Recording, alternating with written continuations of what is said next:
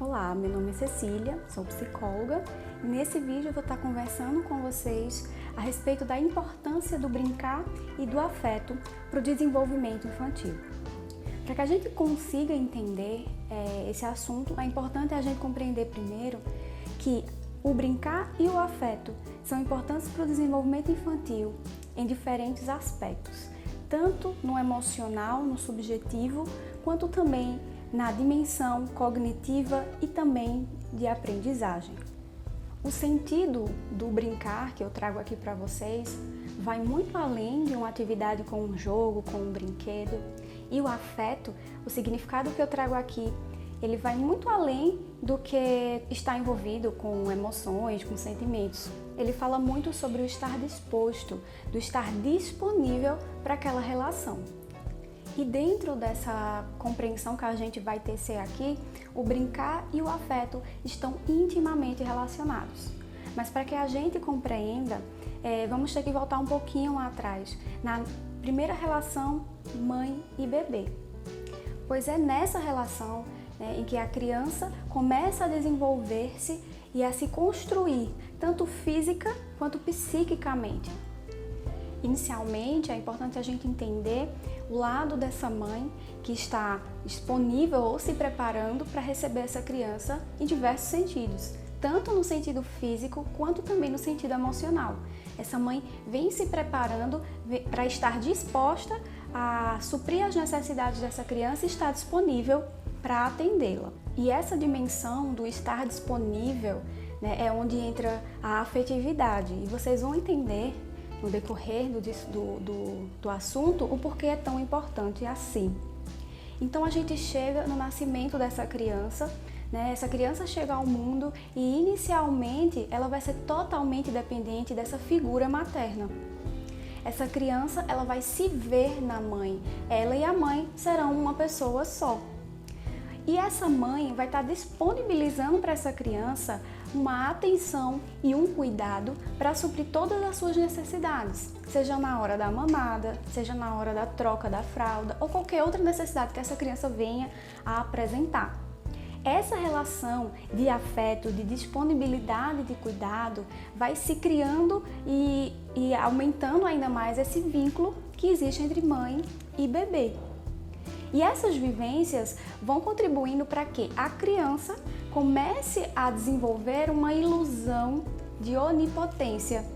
A criança começa a entender que consegue, ou começa a criar essa ilusão de que consegue controlar o mundo.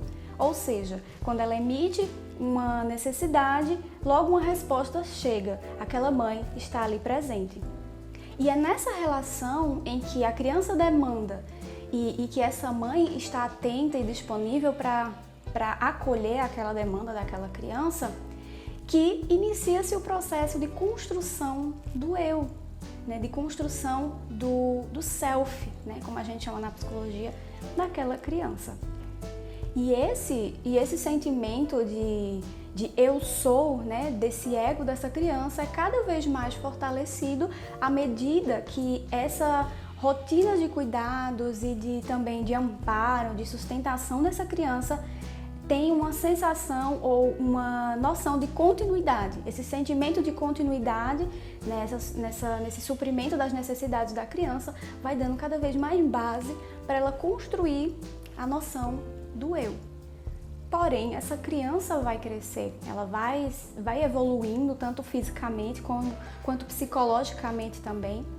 E essa relação desse vínculo afetivo entre mãe e criança, se mantido e fortalecido de uma forma adequada, da melhor forma que essa mãe possa fazer, isso vai criando um sentimento de confiança para aquela criança, até chegar num nível em que essa criança comece a suportar pequenas ausências dessa figura de apego, dessa figura de vínculo afetivo que é essa mãe. Então, cria-se uma relação de confiança a partir de toda a relação que já vinha sendo construída. E essa mãe, tanto essa mãe quanto essa criança, começam a separar-se simbolicamente também. Esse início de separação da figura da mãe e também a capacidade da criança de suportar essas pequenas ausências dessa figura inaugura uma nova fase. A criança parte agora sai do eu sou e vai para a parte do eu estou só. E nesse momento, no eu estou só, porém, confiando que a minha mãe está ali, confiando que aquele cuidador, que aquela figura de apego está ali no momento que eu precisar, é que nesse espaço, que a gente chama de espaço transicional, que surge o brincar. É nesse momento que, é claro que a separação, esse momento simbólico de separação, traz ansiedade, traz angústia, é um momento desafiador para essa criança. Ela vai precisar criar uma estratégia para lidar com isso. E o brincar surge justamente nesse momento. O brincar como uma atividade criativa, onde a criança vai começar a descobrir o seu próprio eu, porque ele começa a se ver não somente como a mãe, ele começa a se perceber como um ser separado da mãe, né, um ser único. E também a criança começa a experienciar o mundo, a descobrir esse mundo e a criar essas experiências. Então, a gente começa a entender que a importância da dimensão do brincar no desenvolvimento do eu e da personalidade dessa criança desde a mais tenra idade. Essa relação entre mãe e bebê, que eu pontuei aqui para vocês, ela é trazida pelo teórico Winnicott. E a questão do entendimento, do apego, do afeto é trazida pelo psicólogo Bowlby, né? Se vocês forem olhar, ele criou a teoria do apego, ele fala sobre a importância do afeto, né? E se toda essa relação for construída e for mantida, essa relação de afeto, de confiança, for construída e mantida não somente aí nessas fases dos primeiros anos, mas no decorrer, né, desse crescimento da criança, principalmente na primeira infância, que é uma fase muito, muito importante, né, para o desenvolvimento infantil, físico, cognitivo, psicológico, né? Se isso acontecer, se a criança tiver essas bases bem fundamentadas, ela vai desenvolver de uma forma saudável a sua personalidade, o seu eu, vai ser uma criança mais segura, mais confiante. Porém, o brincar e a afetividade também são importantes em qualquer fase da vida. E quando a gente chega no período escolar, a gente também vai encontrar aí a importância do brincar e da afetividade. Mas como assim?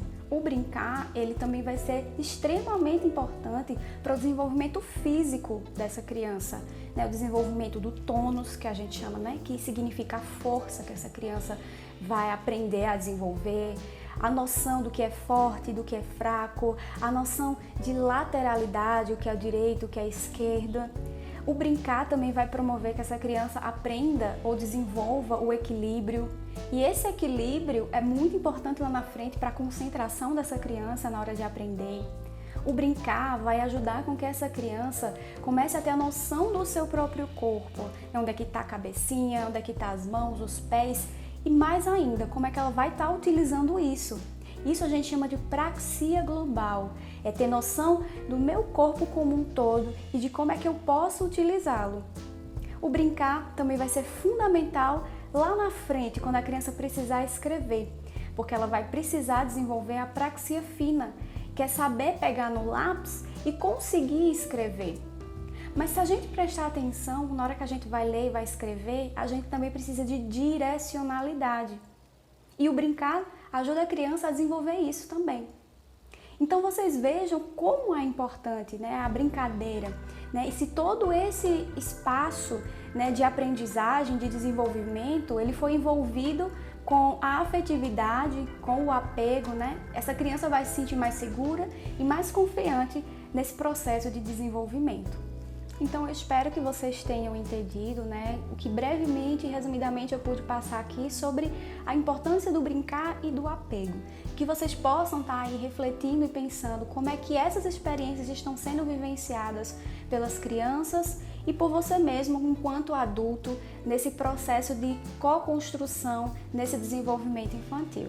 Então o vídeo era esse, espero que você tenha gostado e até mais.